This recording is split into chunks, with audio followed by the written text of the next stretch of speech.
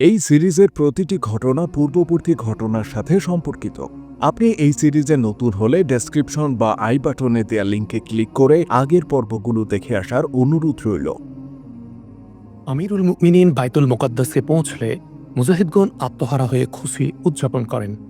আমিরুল মুমিনিনের শুধু আগমনটাই তাদের হিম্মত অনেক গুণ বাড়িয়ে দিয়েছিল। এর সাথে যুক্ত হয় বাইতুল মুকাদ্দাসের বিজয়। ফলে মুজাহিদগণ আরও বেশি খুশি এবং আনন্দ করার পর্যায়ে ছিল। বাইতুল মুকাদ্দাস বিজয় কোনো সাধারণ সফলতা ছিল না। আমিরুল মুমিনিন সমস্ত মুজাহিদদের মাঝে ঘুরেন এবং সকলের সঙ্গে মুসাফাহ করেন। বাইতুল মুকাদ্দাস ইতোমধ্যে করায়ত্ত হয়েছিল, শুধু চুক্তিনামা লেখা বাকি ছিল মাত্র।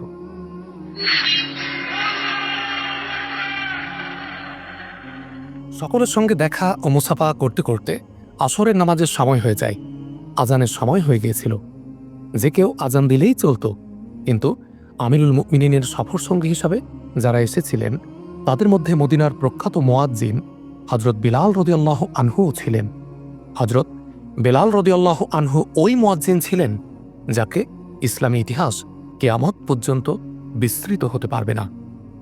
আমিরুল মুমিনিন কোনো একজন বলে, বাইতুল মুকাদ্দাসের মতো পবিত্র এবং গুরুত্বপূর্ণ শহর আমাদের অধিকারে এসেছে। এটা এমন একটা শহর যার বিজয়ের জন্য আমরা হাজারো শহর কুরবান করতে পারি। এই অসাধারণ সফলতার আনন্দে আজ হযরত বেলাল রাদিয়াল্লাহু আনহু আজান দিলে কতই না ভালো হতো। আমরা বাইতুল মুকাদ্দাসে হযরত বেলাল রাদিয়াল্লাহু আনহুর আজানের পরে ঢুকব ইনশাআল্লাহ। খলিফাতুল মুসলিমিন হযরত বেলাল রাদিয়াল্লাহু আনহুর দিকে তাকান। হযরত বেলাল রাদিয়াল্লাহু আনহু নিশ্চুপ দাঁড়িয়েছিলেন। তার চেহারায় উদাস ও বিষণ্ণ ভাব আরও প্রকট হতে দেখা যায়। হযরত বেলাল রাদিয়াল্লাহু আনহু হাবশী বংশোদ্ভূত ছিলেন। ইসলামের সূচনা লগ্নে তিনি ইসলাম গ্রহণ করেছিলেন। তার বড় কণ্ঠ সুরেলা এবং গাম্ভীর্যপূর্ণ ছিল। তিনি প্রথমবার আজান দিলে মুসলমানরা তো বিমোহিত হয়ই, এমনকি অমুসলিমরাও রীতিমুগ্ধ হয়ে গিয়েছিল।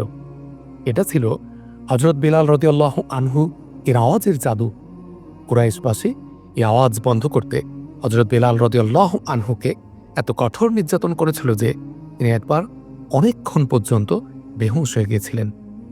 যখন তার হুঁশ ফিরে আসে তখন সর্বপ্রথম যে কথাটি তার মুখ দিয়ে বের হয়েছিল তা হল মহান আল্লাহর পবিত্র নাম। হযরত বেলাল রাদিয়াল্লাহু আনহুর মায়াবী আজান পাহাড়, জঙ্গল এবং মরুভূমিতে তন্ময়তা ছড়াত। কিন্তু রাসূলুল্লাহ সাল্লাল্লাহু আলাইহি ওয়াসাল্লামের ইন্তিকালের সাথে সাথে এই আওয়াজ বন্ধ হয়ে যায়। হযরত বেলাল রাদিয়াল্লাহু আনহু প্রিয় রাসূলের শোকে আজান দেয়া ছেড়ে দেন। তার চেহারায় সর্বক্ষণ বিষণ্ণ ভাব লেগে থাকত। দীর্ঘদিন পেরিয়ে গেছে, আজ বাইতুল মুকাদ্দাস বিজিত হয়েছে। এর খুশিতে মুজাহিদরা চান বাইতুল মুকাদ্দাসের প্রথম আজানটি হোক হযরত বেলাল রাদিয়াল্লাহু আনহুর কণ্ঠে। যে কণ্ঠের আজান এতদিন বন্ধ, সেই কণ্ঠ হতে মানুষ আজ আজান শুনতে চাওয়ার দাবি করেন হযরত উমর রাদিয়াল্লাহু আনহুর কাছে। তাই হযরত উমর রাদিয়াল্লাহু আনহু দাবির জবাবে হযরত বেলাল রাদিয়াল্লাহু আনহুর দিকে তাকান, কিন্তু হযরত বেলাল রাদিয়াল্লাহু আনহু ছিলেন নির্বাক। বেলাল, আমিরুল মুমিনিন বলেন, আমি জানি তোমার মনে কিসের বেদনা, কিন্তু এ সময়টি এমন যে আমি নিজেও চাই যে আজ তুমি আজান দাও। বাইতুল মুকাদ্দাসের বিজয়কালে কে এমন থাকতে পারে যিনি আজ রাসূলুল্লাহ সাল্লাল্লাহু আলাইহি ওয়াসাল্লামকে স্মরণ করতে চাইবেন না? হযরত বেলাল রাদিয়াল্লাহু আনহু নিরুত্তর। তিনি দীর্ঘক্ষণ নীরব থাকেন। এতে সকলেই ধরে নেয় যে হযরত বেলাল রাদিয়াল্লাহু আনহু আজান দেবেন না। কিন্তু কিছুক্ষণ পরে তার চেহারার কালো মেঘ সরে যায়। তিনি এদিক ওদিক তাকান। অনতিদূরের একটি উঁচু স্থান তার নজরে পড়ে। তিনি দ্রুত পদে সে উঁচু স্থানে গিয়ে দাঁড়ান, দুই কানে আঙ্গুল দেন এবং সেই সাথে অনেক বছর পর বাইতুল মুকাদ্দাসের পবিত্র ভূখণ্ডে ওই গাম্ভীর্যপূর্ণ আজানের ধ্বনি প্রতিধ্বনি সৃষ্টি করতে থাকে, যা নবীজির ইন্তেকালের সাথে সাথে বন্ধ হয়ে গিয়েছিল। অনেকদিন পর হযরত বেলাল রাদিয়াল্লাহু আনহুর সুরেলা কণ্ঠে গুরুগম্ভীর আজান ধ্বনিতে আমিরুল মুমিনিন, তার সফর সঙ্গীগণ এবং উপস্থিত সকল মুজাহিদদের মাঝে শুনশান নীরবতা নেমে আসে। সকলের মুখ হয়ে যায় মুখ। হযরত বেলাল রাদিয়াল্লাহু আনহুর কণ্ঠ হতে এই বাক্য বের হয়, মুহাম্মাদুর রাসূলুল্লাহ। তখন উপস্থিত জনতার মাঝে হু হু করে কান্নার রোল পড়ে যায়। কিছু লোক মূর্ছা যান। এর পূর্বে সকলের চোখ থেকে অশ্রু গড়িয়ে পড়ছিল। কিন্তু নবীজি সাল্লাল্লাহু আলাইহি ওয়াসাল্লামের নাম শুনে সকলের জজবা নিয়ন্ত্রণহীন হয়ে যায়। কেউ নিজেকে সংবরণ করতে পারেন না। এক সময় আজান শেষ হয়। আজানের পরে আমিরুল মুমিনিন হযরত ওমর বিন খাত্তাব রাদিয়াল্লাহু আনহুর ইমামতিত্বে সকলে আসরের নামাজ আদায় করেন। পরের দিন আমিরুল মুমিনিনের পক্ষ হতে একজন দূত বাইতুল মুকাদ্দাসের অভ্যন্তরে এই বার্তা নিয়ে যান যে আমিরুল মুমিনিন সঙ্গীর শর্তাবলী চূড়ান্ত করতে মদিনা হতে আগমন করেছেন। শহরের পাদ্রী আসফাক সিফরিনুস এই বার্তার জন্য অপেক্ষায় ছিলেন। তিনি কয়েক সঙ্গীসহ কেল্লার বাইরে আসেন। চুক্তির শর্তাবলী চূড়ান্ত হয় এবং আসফাক শহরের চাবি আমিরুল মুমিনিন হযরত উমর বিন খাত্তাব রাদিয়াল্লাহু আনহুর হাতে তুলে দেন। সন্ধিনামা যেভাবে লিখিত হয় তার বিবরণ কিছুটা নিম্নরূপ: বিসমিল্লাহির রহমানির রহিম। এ চুক্তির ভিত্তিতে যা খলিফাতুল মুসলিমিন হযরত উমর বিন খাত্তাব রাদিয়াল্লাহু আনহু এবং বাইতুল মুকাদ্দাসের প্রধান পাদ্রী আসফাক সিফরিনুসের মাঝে চূড়ান্ত হয়েছে। খলিফাতুল মুসলিমিন বাইতুল মুকাদ্দাসের বাসিন্দাদেরকে এই চুক্তির ভিত্তিতে নিরাপত্তা প্রদান করেছেন। এই নিরাপত্তা বাইতুল মুকাদ্দাসের লোকদের জান ও মালের জন্য, তাদের গির্জা ও ক্রুশের জন্য, জীবনভর প্রত্যেক ধর্মাবলম্বী লোকের জন্য, সুস্থ অসুস্থের জন্য। কোনো গির্জা বা অন্য কোনো মাযহাবের ইবাদতখানাকে বিজয়ী পক্ষের বিনোদনের জন্য কিংবা অন্য কোনো উদ্দেশ্যে ব্যবহার করা হবে না। তাদের চৌহদ্দির মধ্যেকার কোনো বস্তুর ক্ষতি করা হবে না, ধ্বংস করা হবে না। গির্জা অথবা অন্যান্য ইবাদতখানা হতে কোনো মাল লুণ্ঠন করা হবে না। অমুসলিমদের প্রতি মুসলমানদের পক্ষ হতে ধর্মীয় ব্যাপারে কোনো চাপ প্রয়োগ করা যাবে না। তাদের সঙ্গে অসৌজন্যমূলক আচরণ করা যাবে না। তবে বাইতুল মুকাদ্দাসে কোনো ইহুদি থাকতে পারবে না। বাইতুল মুকাদ্দাসবাসীদের প্রতি এ দায়িত্ব অর্পিত থাকবে যে তারা এ শহর থেকে ইহুদি, রোমীয় এবং অপরাধমূলক কাজে জড়িত লোকদেরকে বের করে দেবে। বাইতুল মুকাদ্দাসে অবস্থানকারী প্রত্যেক লোক অন্যান্য শহরের লোকদের মতো কর আদায় করবে। শহর ছেড়ে যারা চলে যেতে চায়, পরবর্তী মঞ্জিলে পৌঁছা পর্যন্ত তাদের জানমালের নিরাপত্তা থাকবে। উল্লেখিত দেশসমূহ ব্যতীত অন্যান্য দেশের যেসব লোক এই শহরে থাকতে চায় থাকতে পারবে, তবে তাদেরকেও কর দিতে হবে। যদি এই শহরের কোনো বাসিন্দা রোমীয়দের সঙ্গে কিংবা একাকী অন্যত্র চলে যেতে চায়, তাহলে তাদের জন্য তার অনুমতি থাকবে। তারা যাওয়ার সময় সঙ্গে যতটা পারে মানব সম্পদ নিয়ে যেতে পারবে। তাদের জমিনে বর্তমানে যে ফসল লাগানো আছে তা দেখাশোনার জিম্মাদার খোদ খলিফার। ফসলের দ্বারা উদ্দেশ্য যা বর্তমানে জমিতে বপন করা আছে, তবে শর্ত হল তারা এগুলোর কর আদায় করবে এবং জমিতে ফসল পাকলে তারা এসে সে ফসল কেটে নিয়ে যাবার অনুমতি পাবে। চুক্তিনামা চূড়ান্ত হলে আমিরুল মুমিনিন তাতে মোহরাঙ্কিত করেন। অপরপক্ষ হতে পাদ্রী আসফাক সিফরিনুস তাতে দস্তখত করেন।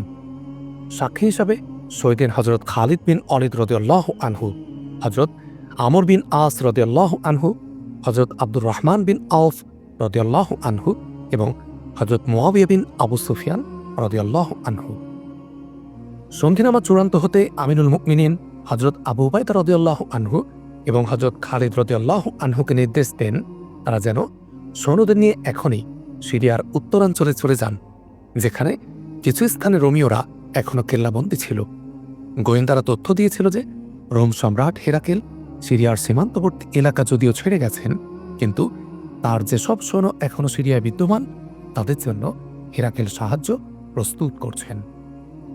আমিরুল মুমিনিন হযরত উমর বিন খাত্তাব রাদিয়াল্লাহু আনহু, হযরত আমর বিন আস রাদিয়াল্লাহু আনহু এবং হযরত সুরাহবিল বিন হাসানা রাদিয়াল্লাহু আনহুকে সঙ্গে নিয়ে বাইতুল মুকাদ্দাসে প্রবেশ করেন। আসফাক সিফরিনুস তাকে উষ্ণ অভ্যর্থনা জানায়। এর একদিন পূর্বে সন্ধিনামা স্বাক্ষরিত হয়েছিল এবং সিফরিনুস সন্ধিনামা শহরবাসীকে পড়ে শুনিয়েছিলেন। শহরবাসী এর পূর্বে আতঙ্কে ছিল, কারণ তারা পূর্বে বিজয়ীদের জুলুম ও নির্যাতন দেখেছিল। রোমীয়রা যখন সর্বপ্রথম বাইতুল মুকাদ্দাসে এসেছিল, তখন সম্রাট হেরাকেলের নির্দেশে এই শহরের বাসিন্দাদের উপর কিয়ামত বয়ে গিয়েছিল। জনতাকে রাষ্ট্রীয় ধর্ম গ্রহণ করার নির্দেশ দেওয়া হয়েছিল। এতে সহজে কে মাযহাব পরিবর্তন করে, ফলে তারা সরকারি ঘোষণা অনুযায়ী ধর্ম পরিবর্তন করে না। তাদের নাক কান কেটে দেওয়া হয় এবং তাদের বসতবাড়ি গুড়িয়ে দেওয়া হয়। তাদেরকে জোরপূর্বক সেনাবাহিনীতে ভর্তি করা হয়েছিল। তাদের জীবনে নেমে এসেছিল নির্যাতনের খড়গ। মানবেতর জীবনযাপনে তাদের বাধ্য করা হয়েছিল। মুসলমানদের ব্যাপারে তাদের আরও বেশি চিন্তিত ও ভীত সন্ত্রস্ত ছিল। তাদের জানানো হয়েছিল যে মুসলমানরা যে শহর জয় করে সেখানকার বাসিন্দাদেরকে জোর করে মুসলমান বানায়, ঘরবাড়ি লুটে নেয়, সুন্দরী রূপসী মেয়েদেরকে নিজেদের সঙ্গে করে নিয়ে যায়। বাইতুল মুকাদ্দাসের বাসিন্দারা রোম ফৌজের সিপাহীদের মুখ থেকে শুনেছিল যে মুসলমানরা বড়ই জালিম প্রকৃতির। এ সিপাহীরা মূলত রণাঙ্গনের কাহিনী শোনাত, অথচ শহরবাসী এটা বুঝে ভীত সন্ত্রস্ত হতে যে মুসলমানরা মানুষ নয়, বরং হিংস্র এবং রক্তখেকো। তাদের জানা ছিল না যে মুসলমানরা রক্তখেকো ঠিকই, তবে তা শুধু যুদ্ধের ময়দানে। বাইতুল মুকাদ্দাসবাসী যখন সন্ধিনামায় লিখিত বক্তব্য শুনে অতপর এটা দেখে যে মুসলমান সিপাহীরা কোনো শহরবাসীর দিকে ফিরেও তাকায় না, তখন তারা আনন্দের উৎসব শুরু করে। আমিরুল মুমিনিন হযরত ওমর রাদিয়াল্লাহু আনহু আলকামা বিন মুজাজ্জিরকে বাইতুল মুকাদ্দাসের শাসক এবং আমিন নিয়োগ করেন। আসফাক সিফরিনুস আমিরুল মুমিনিন হযরত ওমর রাদিয়াল্লাহু আনহুকে শহরটি ঘুরে ফিরে দেখান, তাকে প্রাচীন সভ্যতা এবং জাতির স্থাপত্য দেখান, ইহুদি এবং খ্রিস্টানদের উপাসনালয় দেখান। বাইতুল মুকাদ্দাসে অনেক প্রাচীন কীর্তি ও নিদর্শন ছিল। এর মধ্যে হযরত দাউদ আলাইহিসসালামের মেহরাব এবং হযরত ইয়াকুব আলাইহিসসালামের হাওয়ায় ভাসমান পাথরটি অন্যতম। এ দুটি ছিল পাথর যাদের ব্যাপারে বর্ণিত আছে যে রাসূলুল্লাহ সাল্লাল্লাহু আলাইহি ওয়াসাল্লাম এগুলোর উপর দাঁড়িয়ে মেরাজে গিয়েছিলেন।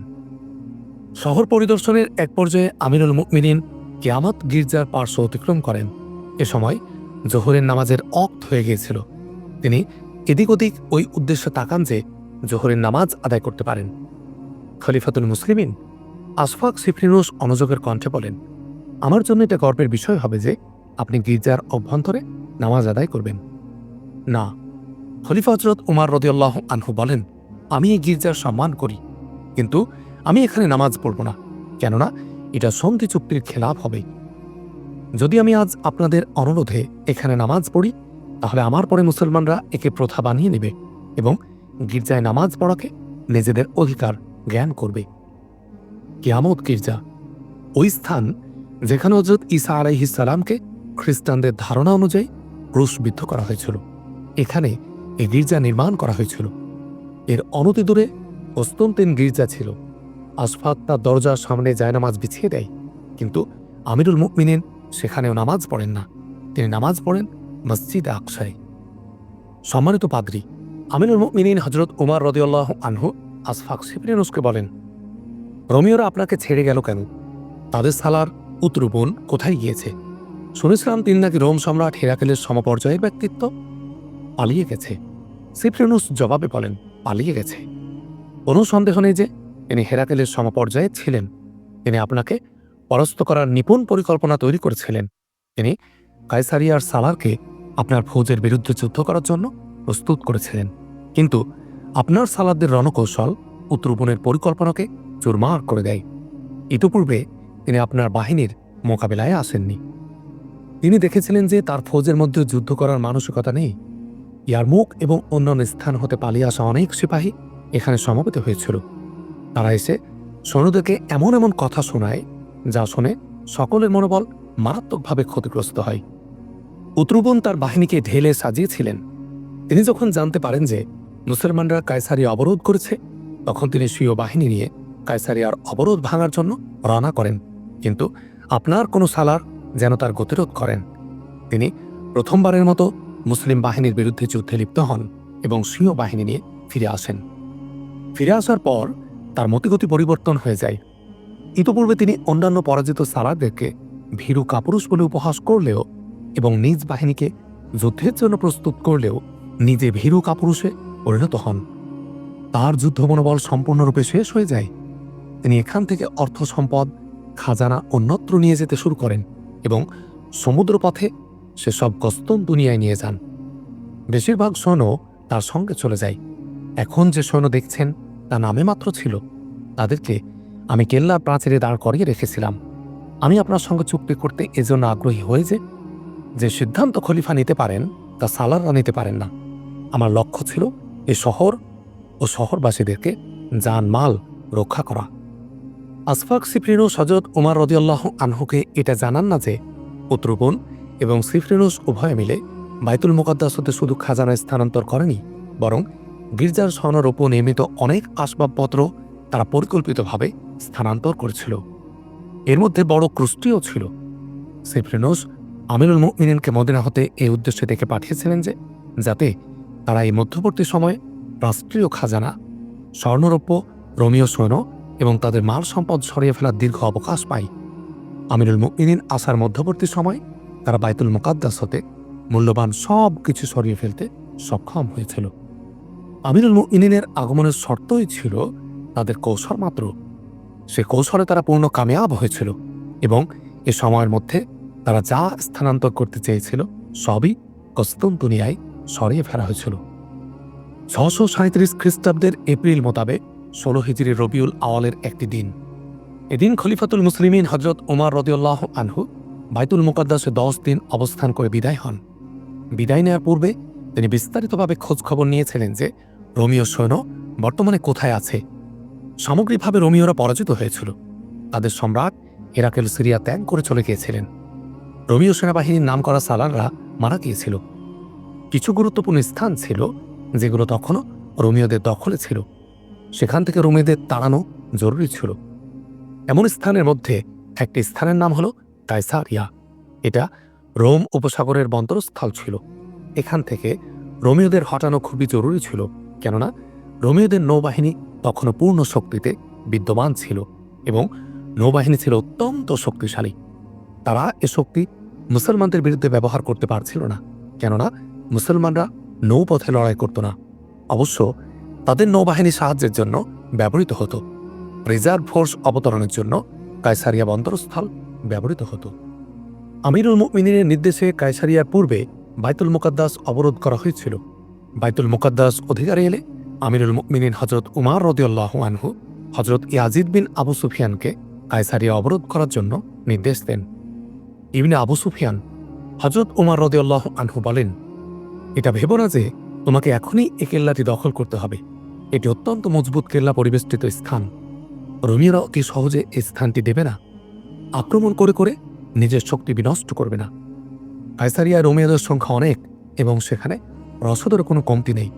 শত্রুরা এটাই চাইবে যে তুমি ওই কেল্লায় আক্রমণ করে করে এত দুর্বল হয়ে যাও, হয়তো এ কারণে একসময় তুমি অবরোধ তুলে নিতে বাধ্য হবে, অথবা তোমাকে দুর্বল পেয়ে শত্রুরা বাইরে বেরিয়ে আসবে এবং তোমার বাহিনীর উপর এমন হামলা করবে যে তুমি পিছু হাঁটারও সুযোগ পাবে না।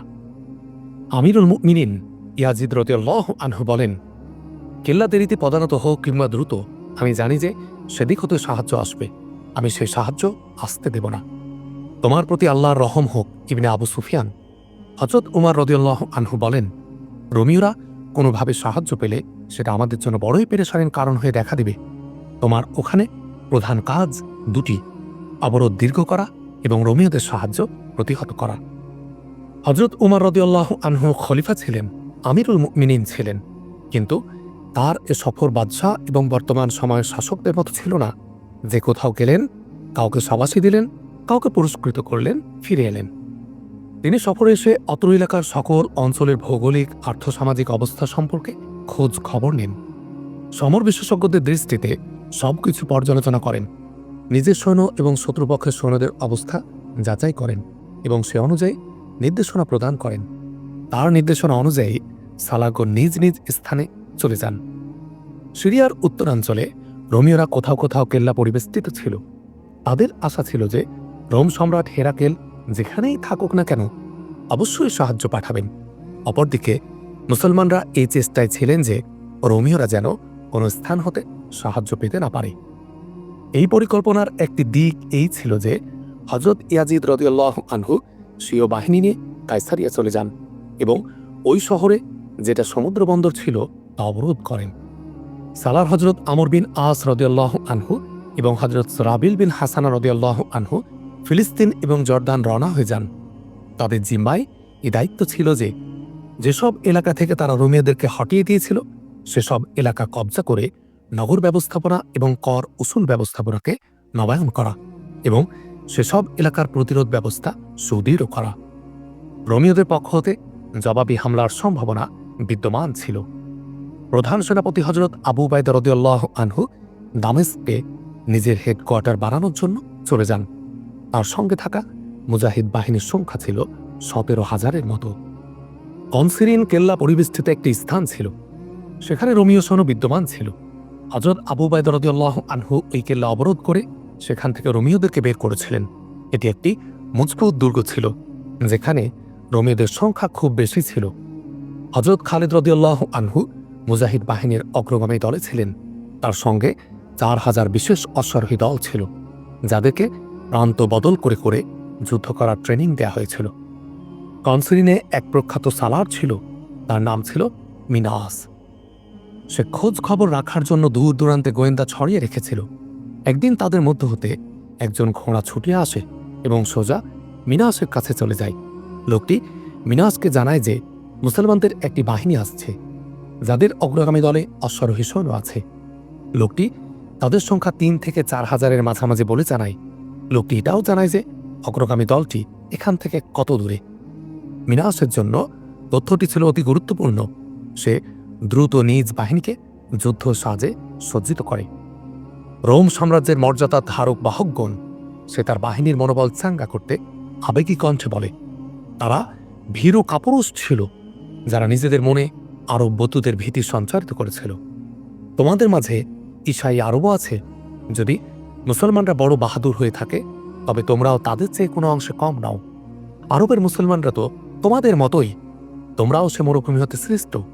আর রোমীয়রা, তোমরা সেদিনের কথা স্মরণ করো যেদিন তোমরা বিজয়ী বেশে এই ভূখণ্ডে পা রেখেছিলে। তারা ছিল তোমাদেরই পিতা এবং দাদা। কল্পনায় আনো যে সে সময় তাদের মাথা কত উঁচু এবং সিনা কতখানি প্রশস্ত হয়েছিল। আর আজ চিন্তা করো যে তাদের রূহগুলো কেমন লজ্জিত হচ্ছে। এটা ভেবো না যে সম্রাট হেরাকেল পালিয়ে গেছেন। রোম সাম্রাজ্যের মর্যাদা, ক্রুশের সম্মান এবং বাইতুল মুকাদ্দাসের পবিত্রতাকে সামনে রাখো। এরপর সামনে রাখো সালার উত্তরপুরের আত্মমর্যাদাবোধহীনতাকে।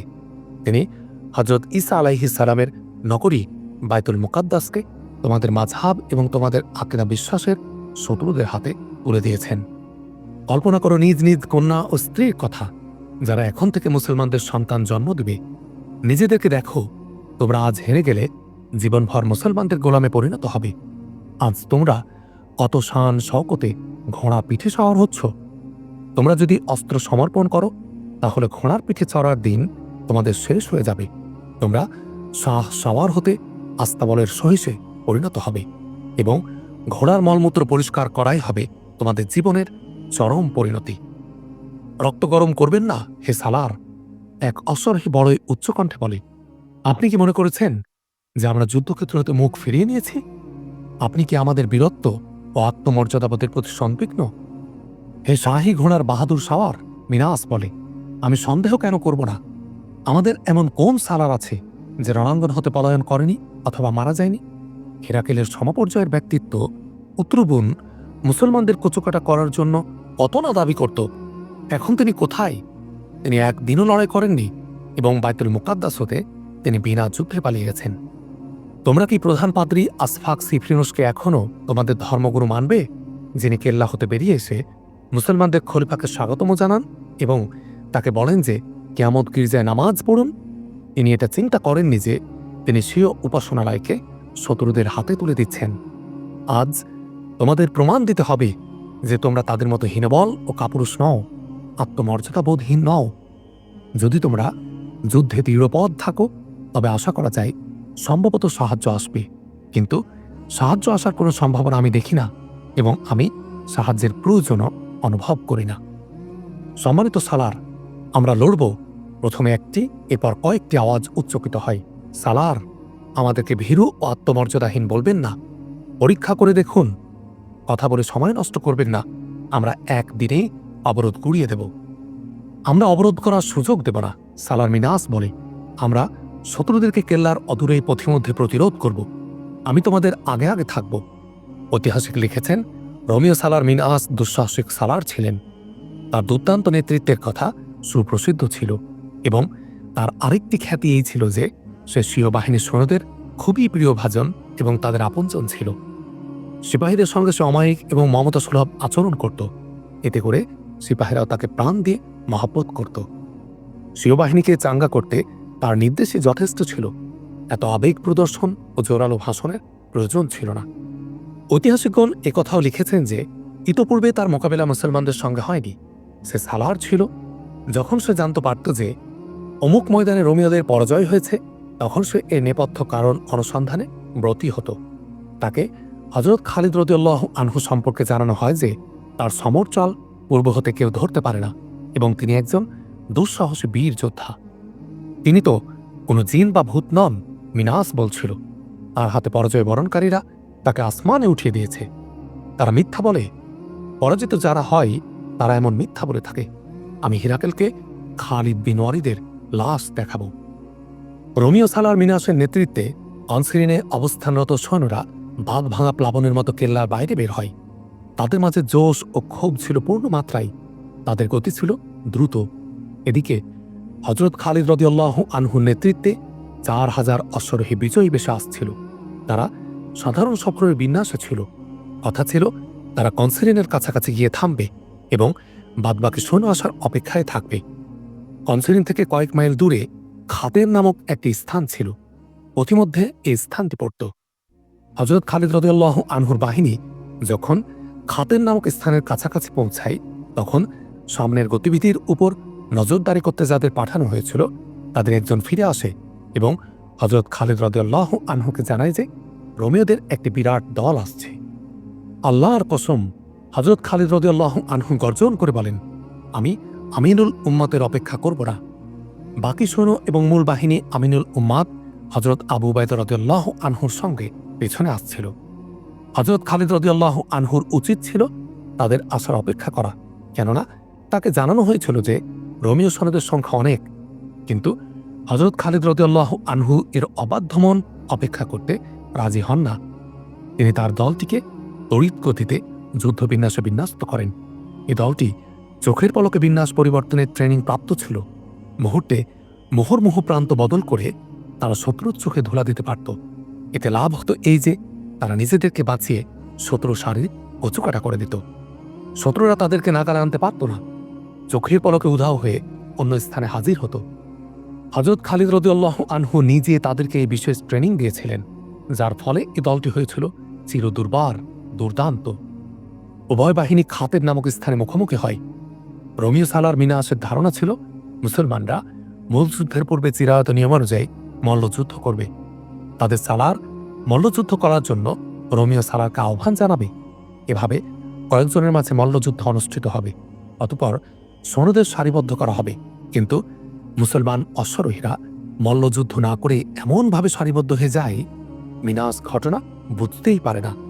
কিছু বোঝার আগেই তার উপর মুহুর্মুহু আক্রমণ শুরু হয়ে যায়। মিনাস স্বীয় বাহিনীর প্রেরণা চাঙ্গা রাখতে সর্বাগ্রে ছিল।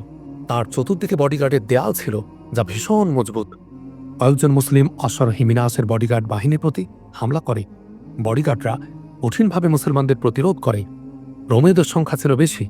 এছাড়া তারা তাদের সালার মিনাসকে আন্তরিকভাবে মহব্বত করত, যার ফলে রোমীয়রা দৃঢ়ভাবে যুদ্ধ করে এবং অত্যন্ত সুশৃঙ্খলভাবে কঠিন আক্রমণ করতে থাকে। কিন্তু তাদের প্রতিটি হামলা এভাবে ব্যর্থ হয়ে যাচ্ছিল যে যেন তারা শূন্যে ঘুষি মারছে। এর কারণ এই ছিল যে তাদের মোকাবেলা এমন অশ্বারোহীদের সঙ্গে হচ্ছিল যারা এক স্থানে থেকে লড়াই করছিল না। তাদের ধরন ও গতিতে কিছুটা ভিন্নতা ছিল। রোমীয়রা যার সঙ্গে পরিচিত ছিল না। জোশের সঙ্গে উপর্যুপরি হামলা রোমীয়রা করছিল এবং ব্যাপক ক্ষয়ক্ষতিও তাদের হচ্ছিল। হযরত খালিদ রাদিয়াল্লাহু আনহু নিজেও সিপাহীদের মতো লড়ছিলেন। তার প্রশিক্ষিত বাহিনীর কমান্ড দেওয়ার প্রয়োজন ছিল না। কমান্ড প্রয়োজন ছিল রোমীয় সালার মিনাসের। সে দেখছিল যে তার বাহিনী ছড়িয়ে ছিটিয়ে পড়ছে। সে এমন কোথাও যাওয়ার চেষ্টা করছিল যেখান থেকে সে স্বীয় বাহিনীকে দেখে কোনো চাল চালতে পারে। কিন্তু এরই মধ্যে মুসলিম অশ্বারোহীরা তার বডিগার্ড দলের বেষ্টনী ভেদ করে তাকে হত্যা করে ফেলে।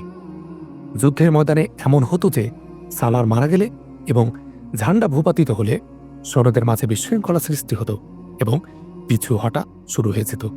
এই জন্য যুদ্ধ সেনাপতি মারা গেলে বিষয়টি গোপন রাখা হতো। কিন্তু রোমীয় সালার মিনাস মারা গেলে নিয়ম পাল্টে যায়। তার বডিগার্ড দল ঘোষণা করে যে সালার মিনাস মারা গেছে। এই ঘোষণায় মুসলমানরা এই ভেবে খুশি হয় যে এবার রোমীয় সৈন্যদের মাঝে হুলস্থুল পড়ে যাবে এবং তারা রণে ভঙ্গ দিবে। কিন্তু ফল দেখা দেয় উল্টো। রোমীয় সালার নিহত হওয়ার খবরে ভেঙে পড়ে না, বরং তারা মারাত্মক বিক্ষুব্ধ হয়ে ওঠে।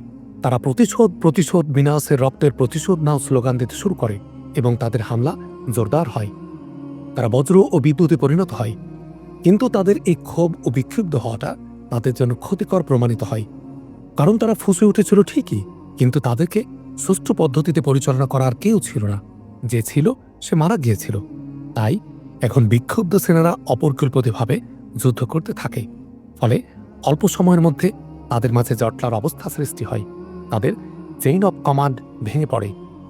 হযরত খালিদ রাদিয়াল্লাহু আনহু রোমীয়দের এই জটলাবদ্ধ দেখে তার অশ্বারোহী দলকে নয়া নির্দেশনা দেন। এই নির্দেশনা বাস্তবায়িত হলে রোমীয়দের গণহত্যা শুরু হয়। তারপরেও তারা পিছপা হয় না। এর ফল এই হয় যে একজন সৈন্য ময়দান হতে পালাতে পারে না এবং একজনও জীবিত থাকে না। বেশিরভাগ ঐতিহাসিক একযোগে বলেন যে মিনাসের একজন সৈন্য জীবিত ছিল না এবং একজনও পালায় না।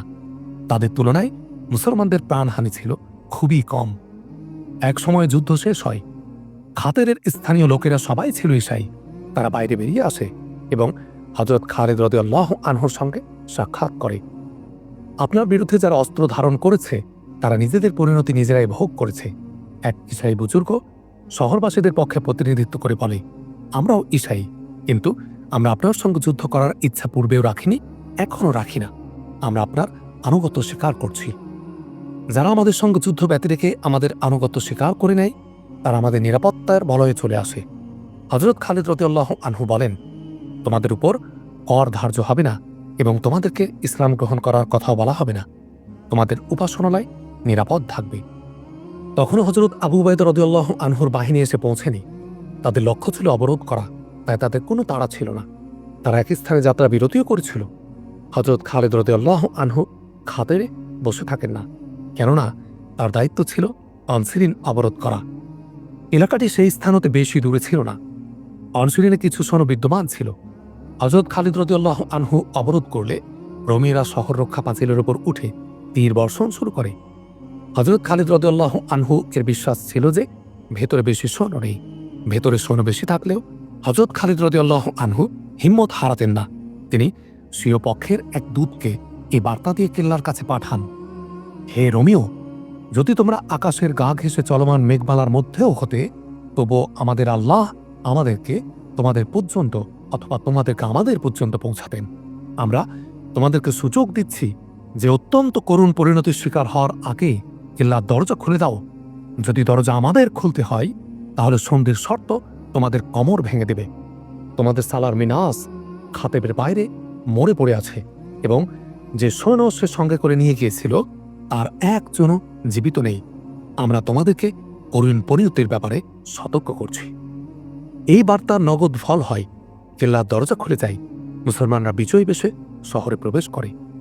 করের অঙ্ক এবং অন্যান্য শর্ত নির্ধারিত হয়।